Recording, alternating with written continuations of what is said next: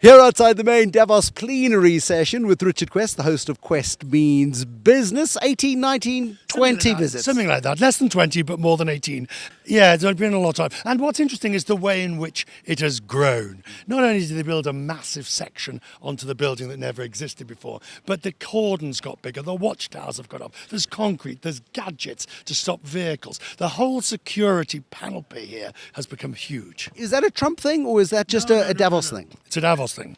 I mean, you feel a certain keenness of security vetting when the president's here, but it's throughout, because we've got Merkel here this afternoon. You might have Xi here last year or 2 years ago. So there's always somebody, and there's enough CEOs in there, frankly, that God forbid something were to happen, you do serious damage to the global economy.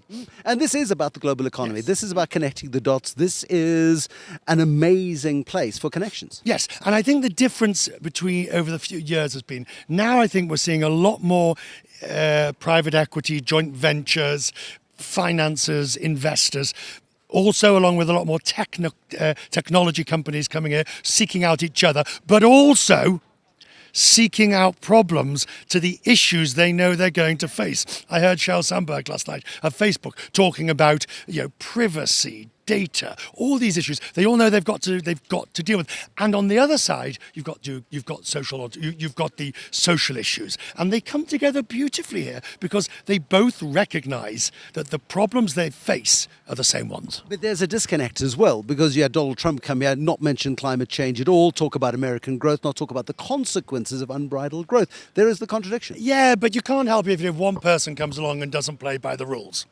I mean, he came to make a speech. He didn't give a policy speech. It was broken down into a litany of American success economically, which is true, followed by a variety of comments about apocalypse, doomsayers, and the environment. I think you have to understand why this place works. And it works because decision makers are here. Now, look, it may be unpalatable for viewers to accept, but ordinary people can affect change in their daily lives. These people can affect change for countries and continents. I was in a session with Neil Ferguson this morning and Martin Wolf and a bunch of other people talking about the future of democracy, talking about the future of capitalism. And actually the role of civil society is far more important than corporations or governments. Well, I'm not sure I agree with you on that. In fact, I don't agree with you on that, because the role of corporations has become even more important. The CEO as the moral barometer of today. That's terrifying. No, it's not. Terrifying. No, I don't agree. I really don't agree. Because I think that the CEO, the proper CEO, who has true stakeholder mentality, recognises he or she has to do well for shareholders, but you'll only do well for shareholders if you do well for employees, and you'll only do well for employees if you keep your customers. So the notion of stakeholder capitalism very much alive and Completely. Completely. It was around in the 90s. Yeah. It was around in the 90s. You're old enough to remember. It was around in the 90s when it related specifically to corporations. Now it's relating to economies, stakeholder economies. So tell me about Team South Africa here. You mentioned Sheryl Sandberg. Yeah. She's taken over the museum, the Kirchner Museum where South Africa used to be. It's Davos light for South Africa this year. In previous years, you've trotted out ministers, you've trotted out South African delegates. Has there been much CNN interest in South Africa this year? I think South Africa is here. They've tried to put scarves around my neck on numerous occasions. They've tried to interest me in discussing things, but it's not got the same profile as it has in previous years. And that might be economic. They just don't feel they can afford to spend the money to come here and do it. It might arguably be they just don't see the need to do it. But at the end of the day, there's no point in coming here to say, invest in me, if you haven't got the policies worthy of it. Well, 2 years ago, Cyril Ramaphosa came as the delegation leader, and it was a little bit like having Nelson Mandela back here again. Everybody wanted to touch his cloak, yeah, but it's not like that 2 anymore. years ago. Well, since then, we've discovered just how awful the state-owned capture was of enterprises. Now, this is one of those few subjects where Pravin Gordhan says, if you think it was bad, I'm telling you it was worse.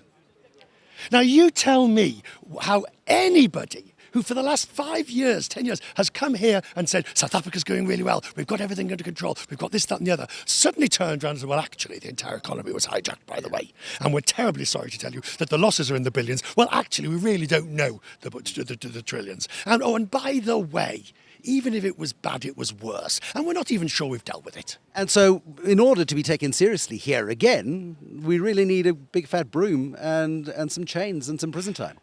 Well, how many people have gone to prison so far? Yeah, I'll get back to you on that point. On to other things. I mean, you're a big fan of airlines. You like to travel the world. You do shows from airlines. SAA, I don't know if you've ever flown SAA, if you've ever had the joy. Of course, I have an excellent airline. What's your view on the turnaround there?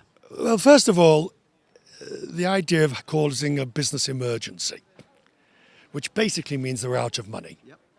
Secondly, the amount of money that the South African government has to put into the airline is a simply staggering amount. And thirdly, unless there is a proper restructuring, proper means government hands off. Yeah. Properly means let an airline person run the airline.